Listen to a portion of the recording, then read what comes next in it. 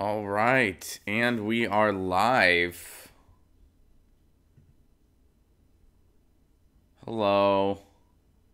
Good morning. Happy Monday. Happy Mondays are a good band. So we got that going. I hope everyone had a lovely weekend. What's up, Karen? You are first. Good to see ya. Good morning, Omar. I missed you guys. What's up, Matthew? Platypus, good morning. I know it's very early where you're at in Australia. Howdy, howdy, Chris. Hey, Chris, May 1st, I'm coming to Indianapolis. You heard it here first. May 1st, I'm going to be at the Lo-Fi in Indianapolis. Details will be available really soon. Tickets go on sale in a couple days. Platypus, you're in Washington, D.C. Cool. What are you doing out there? What's up, Nicholas? What's up, DLJ? What's up, Dark Star Flashes? What's up, Frederick? What's up, Joseph Cicada? How you doing, buddy? And I have no idea. I don't know the answer to your question. What's up, Guitar and Ganja Geek? Good to see ya. What's up, Brian? What's up, Edwin? Tim, I don't have New Mexico booked yet, but I am working on it. Daniel, good morning. Chris, I don't know the answer to that yet, but I'll be finding out very soon. But details for Indianapolis will be announced later this week. Lady reminds us it is World Cancer Day. It would have been Rosa Parks', I believe, 106th birthday today. So some fun history facts going on here. What's up, Alex? What's up, Mystic Warrior? Good to see you, buddy. Hello from Berlin, says Shannon. That's awesome, Shannon. I love Berlin. Tell Berlin I said hello back, and I miss them dearly. And I want them to book me there.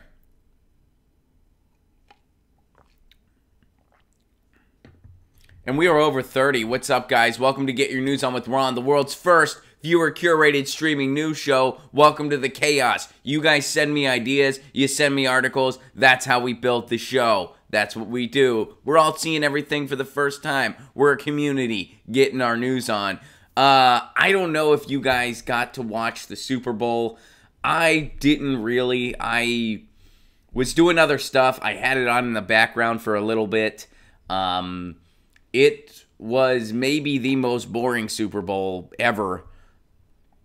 At least it's, what little I saw of it, it seems to be. It was definitely the most boring one I can remember. Even the games where it's a blowout, at least you get to see a lot of scoring. Like, this was a game where there was just I didn't see any of it. Like, I saw no scoring at all in the game. Because I didn't sit down and watch it. I just kind of had it on in the background some. The one thing I did do, actually, for this show, I actually watched the halftime show because I thought maybe we could talk about it.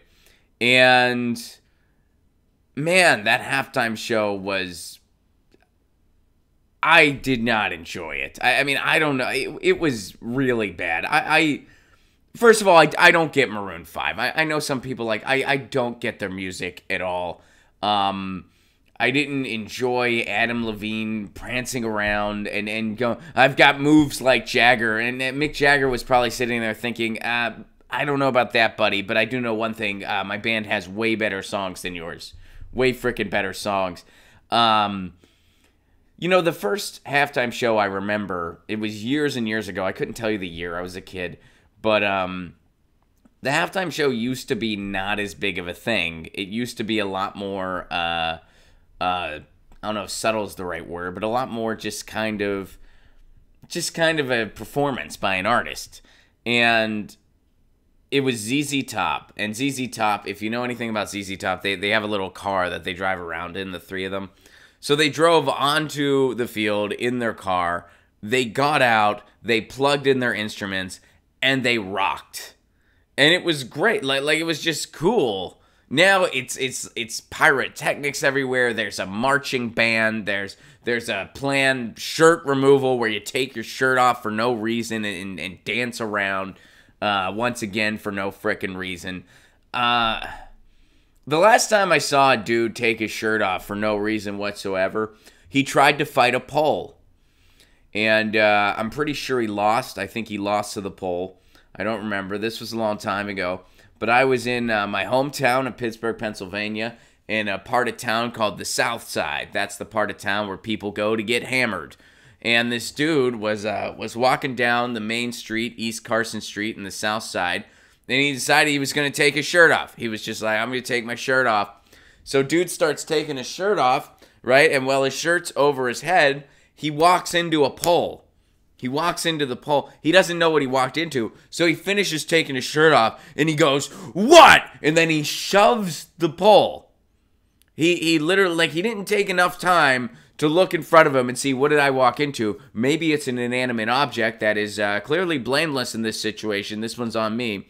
He didn't give his brain enough time to process that, and instead just went after whatever was in his path, which happened to be a pole. Now, the pole didn't move, and then he looked around, and he's like, did anyone see me try to fight a fucking pole? And I saw you, dude. I don't know if anyone else did. They had to. It was a busy street. Everyone was hammered. It's like the Bourbon Street of Pittsburgh, basically. It's not near as busy as that, but, you get my idea. So, I guess I'm not a big fan of just like, I'm going to take my shirt off for no frickin' reason. So anyway, that halftime show I thought was pretty lame. I mean, I don't know, like, what else to say about it. I was just like, I wonder, and I was like, oh, this is so dumb. So, you know what I want to talk about what I'd rather talk about, and if you have thoughts on the Super Bowl, feel free to give them. I enjoy the game of football. I like football. I think it's a beautiful game, American football. But the NFL, even if all the despicable things about the NFL weren't a thing, like let's just say hypothetically, none of those things were a thing, that it wasn't a war rally, that they didn't have a deal with the military-industrial complex, that they didn't demonize players who protest or smoke a plant while allowing players who abuse their ciggos and kill people to just kind of go unpunished. Let's say that all of those factors weren't a thing, like just for hypotheticals, all those factors weren't a thing. The NFL is still just ruining the game of football. Like, they're just ruining it with all of these micro rules they make that change every year. We don't know what a catch is anymore. Let that sink in. They don't know what a catch is. We are a couple years away from each team drafting an attorney who's going to go out and negotiate on the field. We're about a year away from that, maybe 2 or 3. They're ruining the game. It's just not fun to watch. Even if all that despicable stuff, it is closer to professional wrestling than it is to an actual respectable sport. That is what the NFL has done to football. They've ruined the game. Even if you take out all the factors that make them an incredibly difficult league to want to watch. Even if none of those factors were even a thing. Just for conversation's sake, they're ruining the game. I barely watched any. The only time I've watched football this year, NFL football, was when it was like I was hanging out with friends, and that was the thing. Like, hey, I'm grilling out. Do you want to come over? And it's Sunday. That's the only. And you know what I did after that with that game I was vaguely paying attention to was I watched some hockey. I caught up on some hockey because I love hockey, and I have the NHL subscription so I can watch the games at my leisure. So what I'd rather talk about, what are your winter soundtracks? Edwin brought this up. He shared the song Rainy Days and Mondays because it's been raining here in Southern California, and it's a Monday. So Rainy Days and Mondays always get you down. What are some of your winter soundtracks? I know a lot of you guys are dealing with a lot of freaking cold. Some of you are dealing with snow. Some of you are dealing with ice. Some of you, it's not really bad at all. It's actually quite pleasant where you're at. Here in Southern California, I can't complain too much, but it has been cold and rainy here, And here's my thing. What are your winter soundtracks? I have a couple I'm going to throw at you. First of all, My favorite winter soundtrack, and this is going to be very interesting. They're a band called the Winter Pills. They're called the Winter Pills. Their albums, it's very, very cool, AAA, kind of just singer-songwriter alternative rock. Very just warm tone, melodic, straight ahead, very Fleetwood Mac-esque, because it's a male and female singing duo. That was smooth. And it's just the perfect soundtrack for winter. And they're from Amherst, Massachusetts, so it makes sense. Another winter band I'll give a shout out to is The Replacements. I love listening to The Replacements in winter. And I guess it totally makes sense because they're from Minneapolis. For some reason, a lot of times, bands from cold places just kind of make more sense in the cold. And I just dig it. I don't know why. I mean, I'm not really listening to third wave ska in the cold. And if I do, ironically enough, it's one of the Jersey bands. I'm not listening to the SoCal or Florida bands in the cold. I'm listening to the Jersey bands. For some reason, it just makes more sense. I don't know what that is. And then there's some stuff that I just listen to nonstop no matter what. So it's not like I don't listen to any music that's not from cold places in the winter. Of course I do. I listen to Bad Religion pretty much daily. They're from Los Angeles. But yeah, there's something about. And I do, Krillin, thank you very much for the Super Chat contribution. Berlin takes my breath away, mine too. And then your other question, when are you coming to New York City? I'm coming to New York City June 17th. Tickets are available now at ronplacone.com. Boom. Coming to New York City June 17th, ronplacone.com for tickets. Let's see what your guys' favorite winter bands is. Still waking up. Betty Davis says Mystic Warrior. Michael points out, getting back to the Super Bowl, Roger Goodell can't be seen on live TV without getting overwhelmingly booed, and deservedly so. Deservedly so. Roger Goodell, of course, is the NFL commissioner. Cold as Ice by Foreigner, K-Line Reports gives a shout-out to. Blackmore's Night, Lady gives a shout-out to. I'm not familiar with them. Not familiar with that band. Tekashi 69, I'm also not familiar with that band. Never heard of either of those two bands. Autumn by Bob Florence, Chromatic Tree gives a shout-out to. Andrew Gonzalez likes to migrate to jazz and hip-hop. Garden Gnome likes Lord Huron. Edwin gives another shout-out to jazz. Kate Tempest, Brian gives a shout-out to. Daniel just always listens to the same old stuff. I do for the most part, too. But I have a few. I also like a lot of Craig Finn in the winter, too. But I like a lot of Craig Finn all year round, so... he has this track. It's a newer track. It's called "Be Honest." I've been obsessed with that song for a little bit. Check out Craig Finn, "Be Honest." I've been obsessed with that song for a bit, just a bit. I really have. Deep Purple, Lady gives a shout out to. Oh man, Joan Jett for Prez, go! I am with ya. Over the road trucker. Thank you very much for the super chat contribution. I would vote for Joan Jett. If Joan Jett was president, all of the jukeboxes would be free. There you go. All right, let's get to some articles. So we got some good news. We got some not so good news. So we'll start with, I guess let's get the bad news out of the way first. How do you guys feel about that? Let's do that. This is kind of depressing, you guys. So, you guys remember we covered the Indiana school superintendent who took a child to the doctor, and the child needed a prescription because the child had strep throat, and the child did not have health insurance. It seems like the child didn't have health insurance. The child didn't have parental support. So, the superintendent told the doctor's office that it was her child, so that child would be covered and get the prescription that they needed. Superintendent did that, and the superintendent got in a lot of trouble for that. And it looked like they were going to drop the charges. The superintendent entered into this program where as long as she doesn't get arrested for the next year, the charges will be dropped. So it looked like there was going to be a somewhat happy ending to it. Not so much. Here's what's actually going on. And you may have heard about this already. The Indiana school superintendent charged with insurance fraud after helping the sick student resigns. So her name was Cassie Smitherman. She was superintendent of Elwood County Community School Corporation. She allegedly used her son's name in obtaining treatment for a student. She did that, yeah.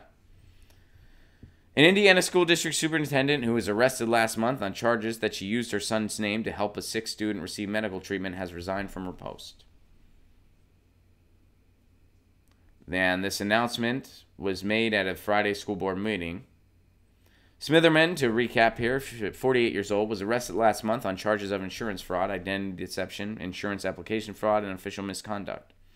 Now, she's agreed to a diversion program, like we talked about, where the charges will be dropped from her record if she avoids arrest for the next year.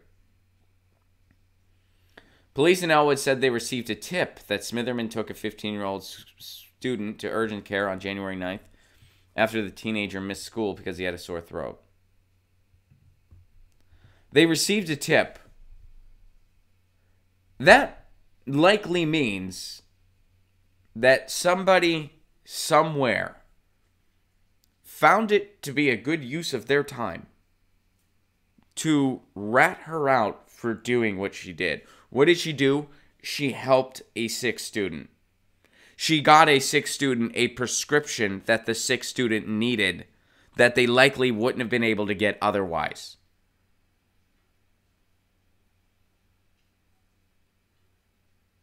And because we have such a broken healthcare system in this country, she had to deceive to do it. Yeah, but who did she deceive? She deceived criminals.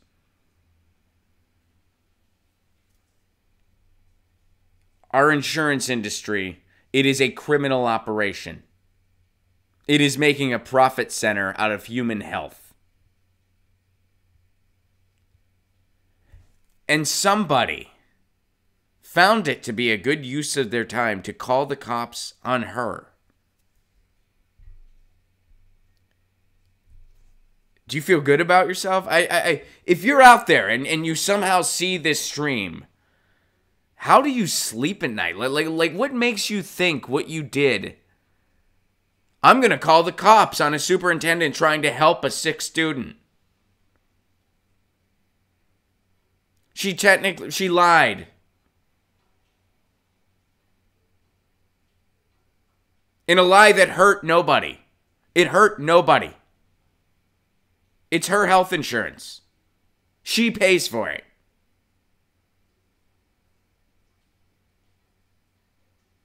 Nobody got hurt here. A student got a prescription they needed. And somebody tipped police off about this. Wow. To whoever did that, congratulations. You are the biggest bootlicker in the United States. And you're a despicable human being. You're a despicable human being. I'm going to call the cops on a woman who's trying to help a sick kid. That's horrible. Horrible. So that's good. That gives you faith in humanity right there. That really gives you some faith in humanity. Knowing there are people out there who will do stuff like that. Knowing that you can face criminal charges for helping sick kids.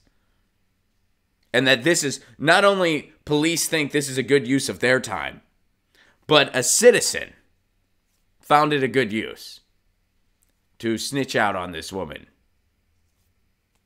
And by the way, when you call the cops on something, you actually, in most cases, and I'm sure Indianapolis is this way, you actually have to you have to file a report. You have to, give a statement. You have to, and the reason I know this is because when I lived in Pittsburgh, and at least this was the way it worked in Pittsburgh, there was there were these people going door to door, and they were trying to get, they were claiming that there were router boxes in your house. And it was pretty obvious they were scammers. It was pretty obvious they had these shady, like they were with this like company that wasn't Comcast, but it was according to them Comcast adjacent, and it looked suspect. And they go, hey, you had internet with us, and I was like, no, I didn't. And they're like, oh, well, this was over a year ago. Did you live here over a year ago? And I'm like, I didn't live here over a year ago. And they're like, oh, okay. Well, our router's still in your house. Can we go get it? And I'm like, there is no router in this house. That isn't my property. And they're like, no, we're pretty sure it's got to be, I guess it's in the basement. And I was like, this house doesn't have a basement. Please get off my property right now. Which, it wasn't my property because I was renting it, but, and I said, please leave right now. And they left. They were like, this guy's not falling for it. So I called the police. And I said, hey, look, I just got, these people are going door to door. They're in my neighborhood. I'm pretty sure this is a scam. I don't see how they're possibly telling the truth. They claim there was this router box at my house. They claim they're with this company. It sounds incredibly shady. I'm calling you guys because there's a lot of elderly people that live in my neighborhood. They might be more likely to fall for something like this. I don't want to see them get robbed. And, could you maybe have someone sort of keep an eye on things, maybe kind of question these people, see what's up, because it seems very shady, and I don't want any of my neighbors to get deceived. And the cops wouldn't do it unless they came to my house. They were like, well, we have to come to your house and take a statement. And I was like, no, you don't. I mean, can't you just send a car around the neighborhood to see? Like, I'm telling you, this happened. I'll give you my name, I'll give you my address, so you can have documentation. I'm telling you where it happened. I'm not making it up. I can even tell you the direction these people walked in, so you can see exactly where they're going. I don't want you to come to my house. There's no reason for that. I'm on my way out the door. I was on my way out the door. This was a Friday evening. I have theater tickets. I'm literally on my way out the door. I can't wait for you to come to my house. And I'm not going. They're like, well, you have to go to the station and give a statement. And I'm like, I'm trying to do a good thing for my community. I'm on the phone with you. You can't just... So I had to just hang up. I had to just be like, well, I'm sorry. That's a shame. So anyway, I mean, at least in my community, if you want to call and report suspicious activity like that, you actually can't do it. They have to come. So if Indianapolis is like how Pittsburgh was, at least how it was when I did that, this person who decided to rat this woman out had to call the cops, and then the cops had to go take a statement from them, and the whole time they thought, this is a good use of my time. I'm making sure a woman who helped a sick kid gets punished. This is a good, I'm being a good Samaritan here. I'm looking out for those predatory for-profit insurance industry. I'm looking out for those poor, helpless insurance companies who make a profit center out of my life and everyone else's life. This is a good use of my time. This is a good use of my time. Let's make sure that that woman who's helping out a sick child. Oh, and here's one more thing in the article.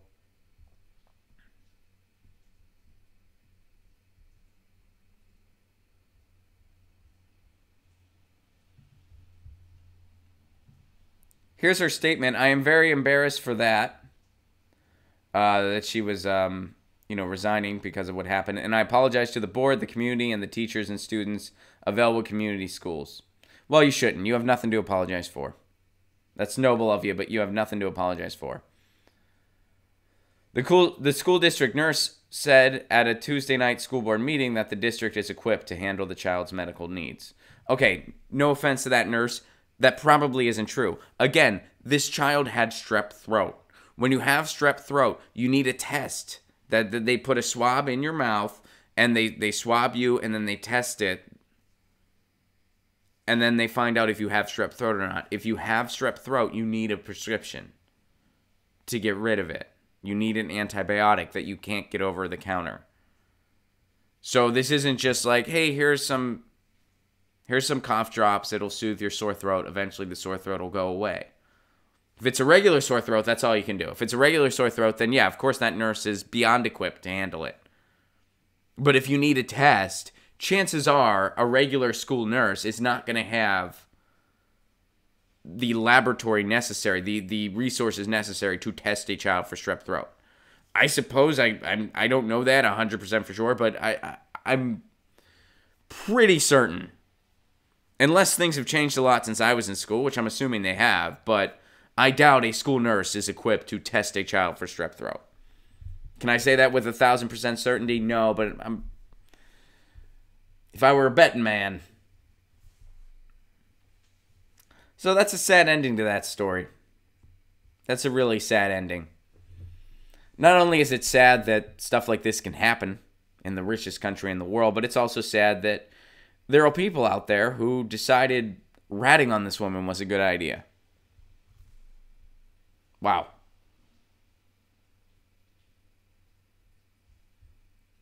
All right, let's try to move on to something a little happier. A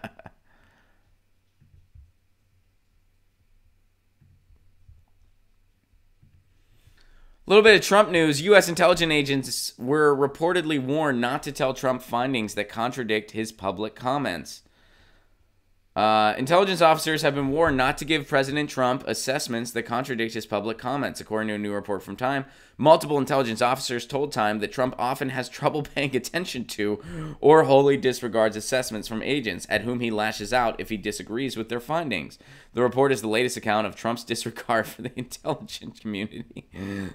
This is a real news article about the President of the United States. Studies have found intelligence officers are warned not to give Trump any food after midnight. Intelligence officers were warned to make sure Trump has a lollipop while they're briefing him.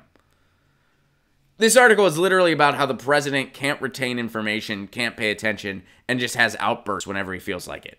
That's what this article's about. And he's president. This dude's president. This is the president of the United States.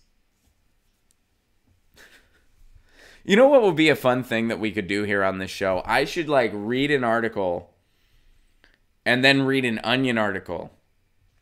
And I won't show it to you guys. I'll just read it. And you guys have to guess which is which. I have to be A is an Onion article, B is an Onion, which one's an Onion article, the first article or second article, and you guys have to guess. And I bet it would be amazing how often you'd get it wrong. And I'm not saying I'd get it wrong too. It'd be amazing how often people would get it wrong. And they'd be like, well, that has to be an Onion article. No, it was the other one. I mean, doesn't this read like an Onion article? And it's not. This is not an Onion article. Some intelligence officers have been warned not to give President Trump assessments. Yeah. Most recently, Trump lashed out at the media after a key intelligence assessment that undermined most of his administration's rhetoric about global threats to the U.S. At a recent security summit, top U.S. officials outlined what possible threats were for the U.S. and its allies, describing the dangers posed by the Islamic State, North Korea, and Iran, as well as the great power threats out of China and Russia. Trump lashed out on Twitter. We got to make sure... Intelligence officials have been warned to make sure Trump has had enough to eat. Make sure that the McDonald's bin is always full. If it's not, he'll get angry. He'll lash out. Why are these intelligence communities so scared of Trump lashing out on Twitter? What, they can't handle tweets? This is where we're living in. This is they get warned to make sure the president's not too grumpy. He'll lash out. He can't hold much attention. Intelligence officials were warned to make sure Trump is always within eyesight of a balloon, so that his attention doesn't wander too much. If you hold the balloon, well, he'll be like, what's that? And then he'll pay attention a little bit. He'll retain about 20%. That's the best we can hope for. This is our leader. This is our leader, who people preferred over the opposition because our system is that terrible. All right. Let's go over to New Mexico, which, yes, I do need to book my tour date there, and I'm working on it. Unpacking New Mexico's cannabis bill. So there's a little bit of good news. New Mexico got a cannabis bill.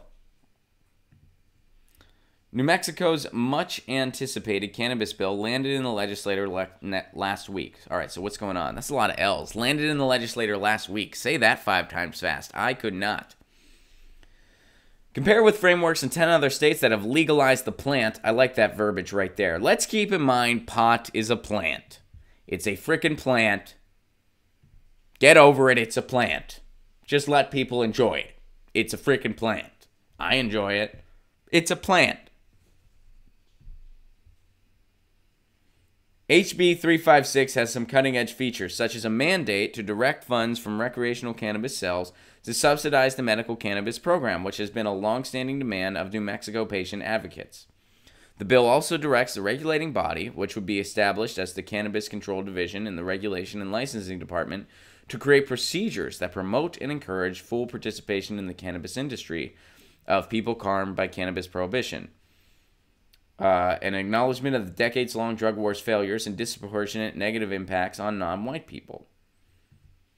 Those all sound like great things. I don't know how much you're going to have to encourage people, though. I think most people... Hey, we're encouraging you to try legal pot. We're already 10 steps ahead of you. We just got back from the dispensary. Thank you for the encouragement, but we don't need it. We're already on board. I didn't need anyone to encourage me. When I was just like, I can get a card? Really? I'm all right, I'm there. I didn't need any encouragement. I was good. But that's cool. And that's also really cool. They're spreading information about the failures of the drug war. The drug war, arguably the greatest propaganda campaign ever in the history of the United States. It was a hell of a successful propaganda campaign. You're thinking, well, Ron, now it's finally, yeah, but it's taken over 70 years. For us, it's been a successful propaganda campaign for over 70 years. And an evil one at that, but a successful one. It was a hell of a propaganda campaign. We're finally poking the holes in it as a society. Finally. Took long enough, but we're finally there. So that's cool that they spread information about that. Let's see what else is going on with this bill. Beyond those two provisions, a bill includes a tax structure that would end up more costly for consumers than its equivalents in other states, and includes language to fund a variety of social and research programs. Okay, there are also some contradictions, mainly that the bill would create new severe penalties, even as it eliminates old ones. Okay, that's not good. Below are the 4 takeaways. All right, well, let's summarize these 4 takeaways. This is my first exposure to New Mexico's bill. The bill outlines, okay, so this is the local impact. First, cities and counties have the option of banning cannabis retailers, a business roughly equivalent to dispensaries under the medical cannabis program. They would also be able to level civil penalties and regulate people licensed to grow cannabis at home. Okay? But that's about where their power to ban pot ends under this proposal. Local governments would not be able to prohibit the transportation of cannabis on public roads, nor could they ban licensed medical dispensaries on personal grows. They would have to ensure any retail shop selling cannabis was at least 300 feet away from any school, church, or daycare center.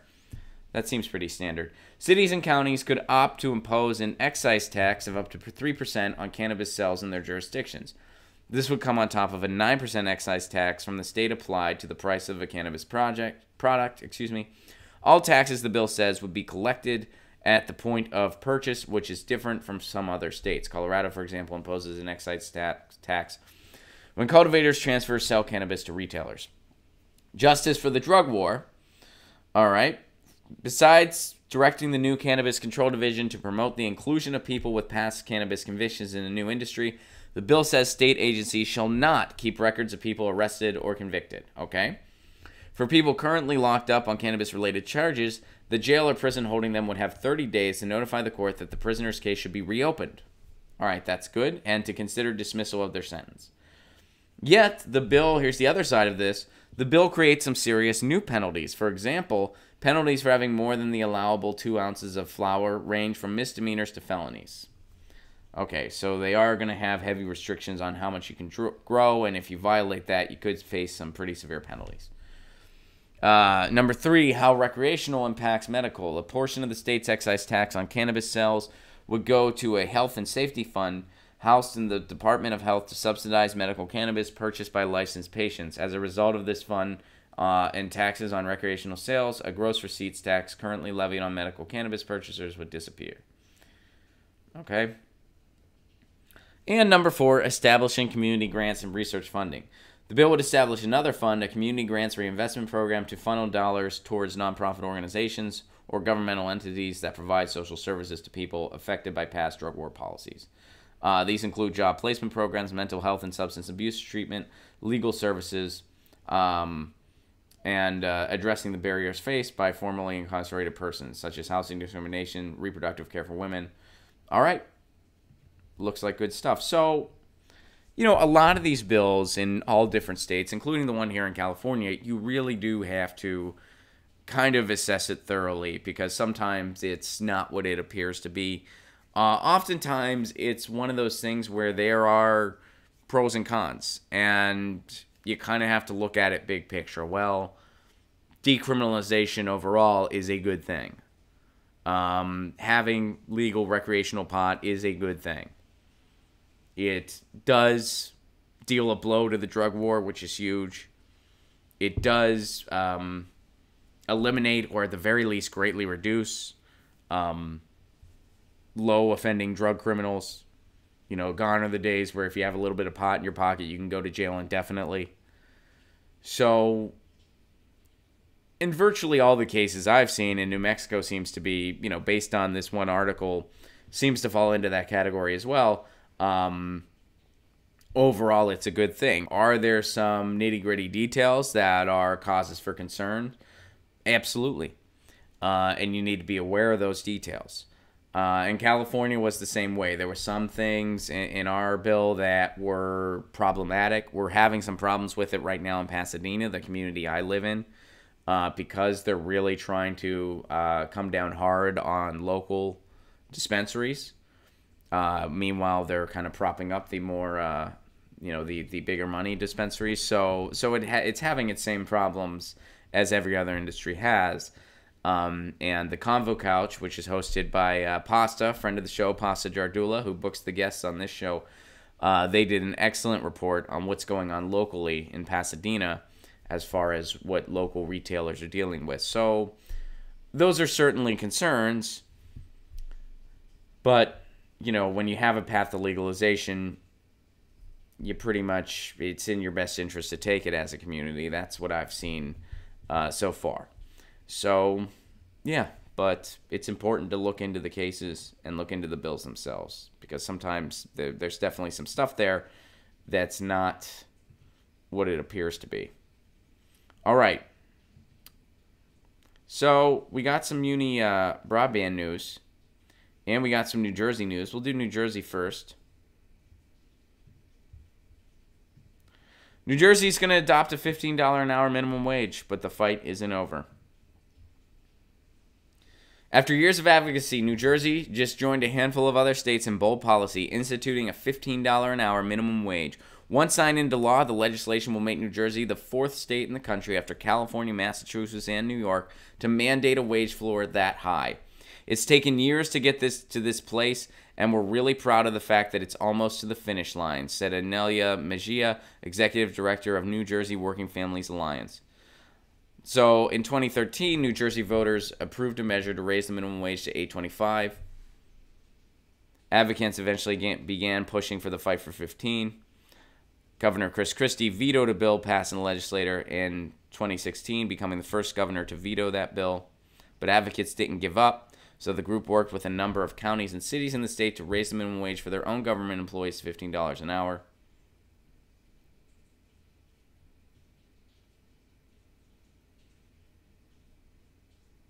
So the bill sitting on Governor Murphy's desk is a victory, but not a complete one. While most New Jersey workers will be insured a $15 an hour minimum wage by 2024, seasonal workers and those at businesses with 5 or fewer employees won't get that guarantee until 2026. So there's some details in it, but overall, this is a win for living wages. So we're at 4 states now. And we need all 50, obviously. We're at 4. My state of California does have it. And the fight for living wages continues. Now, the one thing people like to point out, which I do think is a valid point, is that this has been going on for a while, and now we're at the point where even $15 an hour isn't enough. And that is true in many cases. I mean, in California, $15 an hour is not enough to afford an apartment on your own. But it is the best living wages movement that we've seen, and that has seen some success. So, it's going to continue. And in many ways, a lot of times when you get decent living wage legislation through, they have to factor in the cost of living index and continue to increase wages. So that is a good thing. The Fight for 15 is a good movement. It's an important movement. It's been the most significant living wage movement. And hopefully New Jersey's just the start. And hopefully we see something federal soon. Usually it only takes a handful of states before something federal happens. It only took about, it only took a handful of states. Well, it was more than a handful, but it wasn't a ton. I think it only took so many states before we got gay marriage. So I'm hoping now we're still, as far as pot goes, states are legalizing it more and more by the day, and we haven't quite seen anything federal quite yet, but hopefully it's only going to take a handful of more states before we get something federal. Or if not, hopefully states keep fighting for it and states keep pushing it through on their own. So kudos to New Jersey. Good to see some good news. And our last thing before I go to you guys, and this is some more good news. This good news comes out of Michigan. So we went from New Jersey to Michigan. FiberNet brings better connectivity to Marshall, Michigan. And for those of you that don't follow this show as much, what is fiber to the home? Well, that is what I refer to as municipal broadband. What that means is the internet, instead of being controlled by a corporate entity like Comcast or AT&T, it's controlled by cities and communities. We need this because we lost net neutrality.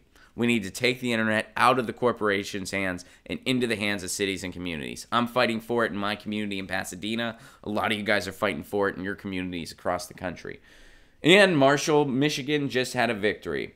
The town of Marshall launched its FiberNet fiber to the home service in 2018 and has rapidly blanketed the community with some of the best connectivity in South Central Michigan. They're proving once again that it isn't only the urban areas with a thirst for fast, affordable, reliable connectivity.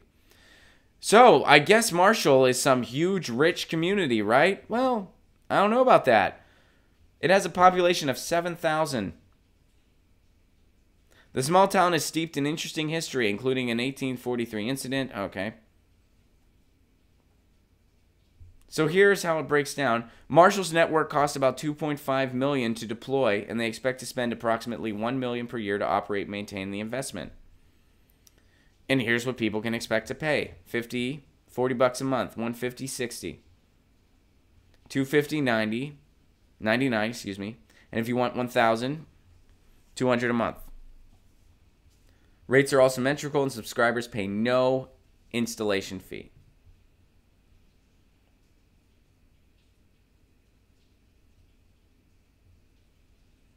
Marshall has been attracting new businesses in recent years. And while FiberNet isn't the only reason, when recent additions have come to town, they request the service. So isn't that interesting that every community so far, every community that has launched a successful fiber to the home program or successful municipal broadband program, it's brought business into their community. It's provided a good service for residents that residents prefer.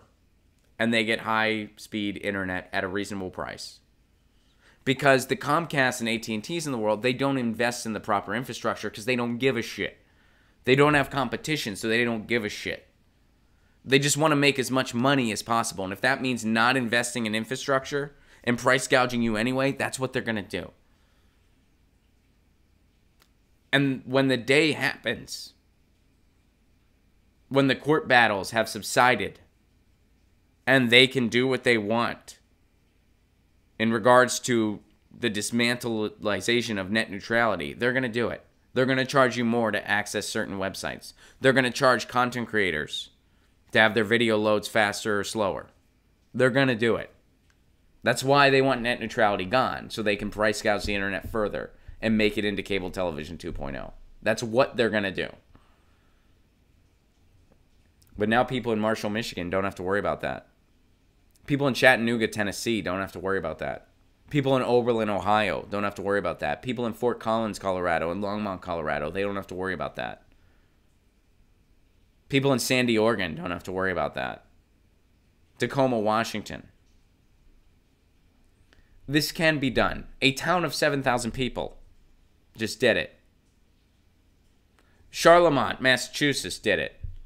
They told Comcast to get out. They kicked Comcast out of their community because they banded together. They voted and they said, goodbye, bye, bye-bye. We're building our own. Fuck off, Comcast. We're building our own. That's the power when you build local alliances. You can tell Chevron to get lost. Ask Gail McLaughlin. Go look up what Gail McLaughlin did in Richmond, California. And this is why we need local alliances to really bring about change in this country.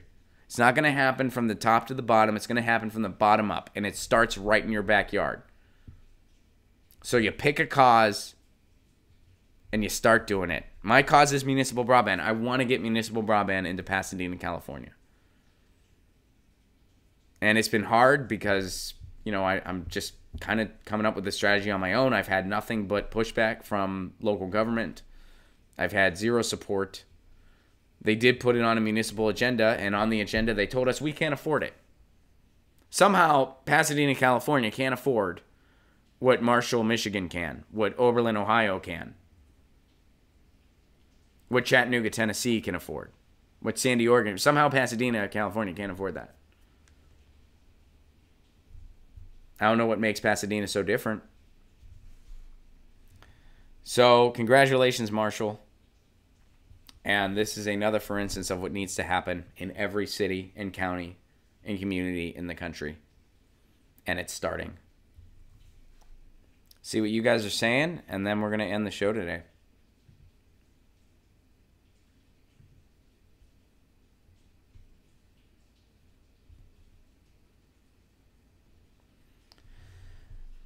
Stephanie, thank you very much for the super chat contribution. Police should have found something on the snitch to teach them a lesson and let the lady go. No solidarity here like in France. I feel you. Yeah, that's really disappointing.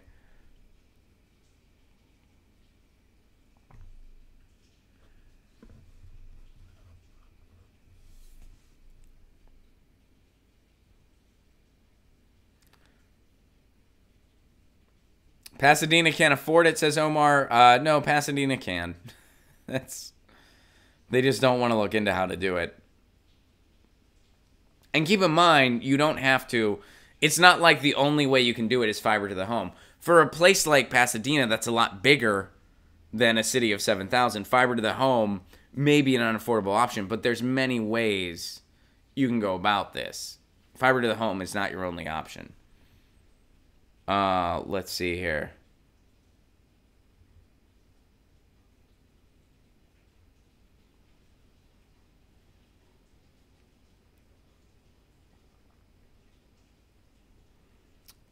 It's hard. Herman says it's hard because local politicians are bought and other politicians aren't. Let's see here. Shannon says, stick with it. Municipal broadband is important. I'm with you. William says, federal ballot initiatives. Yes, amen to that. Not applicable says, shouting does work. Look at France. Amen.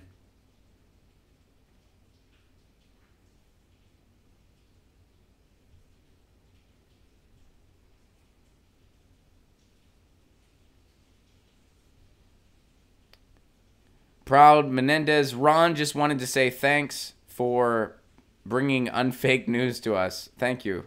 Well, don't thank me. Thank everybody. Don't just thank me. Thank everybody else. I didn't plan any of these stories. Everyone else sent this to me. So thank you, everybody. Don't just thank me. My guest says, it's hard, ain't no excuse. Amen. And New Mexico's getting a lot of love, as it should. I freaking love New Mexico. And congrats on your bill. And way to be adamant looking into the details. That's important. And I got to book a show there. I got to book a show either in Albuquerque or Santa Fe. because my fiance wants to go to the the Georgia O'Keeffe. Took me a minute. Oh, I wanted to say Guggenheim, and then I was like, that's wrong. Georgia O'Keeffe. She wants to go to the Georgia O'Keeffe. So I gotta take her there. So we're gonna plan a weekend in New Mexico. I'm gonna do a show, and we're gonna go to the Georgia O'Keeffe. So I gotta get on that. I know. William wants to know my favorite candy. I don't know if I have a favorite. Like, define candy. Like, do you mean like a candy bar, or do you mean like do you mean like just like a baked good? Like, I mean, I guess I'll just answer all the above. My favorite like candy is a Goo Goo Cluster. I love Goo Goo Clusters, and the peanut butter ones are my favorite. I used to live in Nashville, Tennessee. That's where Goo Goo Clusters are made. You can get them in other places, but that's my favorite. My favorite pastry is a cannoli. A cannoli is my favorite dessert in the world. A good cannoli made with ricotta. It's amazing. Love cannoli. I might even have a cannoli cake at my wedding. We'll see. And if I had, I'm not a candy bar guy. I don't like candy bars very much, but occasionally, like, I'll eat a candy bar, and my favorite candy bar to have, if I'm gonna have a candy bar, is a whatchamacallit. I like whatchamacallits, and that's pretty much the only. It's kind of the only candy bar I like, actually. I'm not a big candy bar guy for some reason. Like, they upset my stomach. I don't know. Anyway. Guys, we are totally out of time. If you want to support this show on the sustainability end, please do consider becoming a patron. Patreon.com/Ron Placone. For a give what you can level, you get a bunch of exclusive content, and it helps keep this show on the air. Tour dates, ronplacone.com. Coming to the Gulf in March. Get those tickets. Lafayette, Louisiana, Oxford, Mississippi, New Orleans, Louisiana, and Pensacola, Florida. Coming at you in March. April, tickets available now for Texas, Houston, Fort Worth, San Antonio, Austin, ronplacone.com. Grab those tickets. And I'm also coming to Salt Lake and Boise in May, and I'm coming to the East Coast in June, and we're still finalizing some of those East Coast dates. Oh, and May 1st, I'm going to be in Indianapolis. Chris, I know you're an Indianapolis guy. I don't know who else is Indianapolis people here, but I'll be in Indianapolis May 1st because I'm going to town for my future brother-in-law's bachelor party. We're doing it at IU because he went to IU. And anyway, so I'm doing a show in Indy May 1st. Tickets will be available this week for that show. Garden Gnome loves cannoli too. We got to do a cannoli. We'll do a cannoli tasting. Like, we'll all get cannolis from our favorite bakeries, and we'll just discuss them. I would love that. Guys, thank you for making this show possible. Thank you for tweeting me amazing articles today. As always, you guys rule. You guys help me maintain my sanity while getting my news on in this crazy world of ours. I hope I do the same for you. I will see you guys tomorrow, same time, same channel. This has been Get Your News On with Ron, the world's first viewer-created streaming news show. Happy Monday. If it's raining where you're at, stay dry out there. If it's snowing where you're at, stay safe out there. And if it's nice where you're at, just rub it in, why don't you?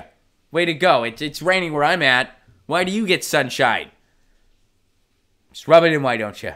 No, if it's nice where you're at, by all means, please go out and enjoy it, because most of us can't enjoy it right now, so let us live vicariously. You guys are amazing. I love you all very much. Peace.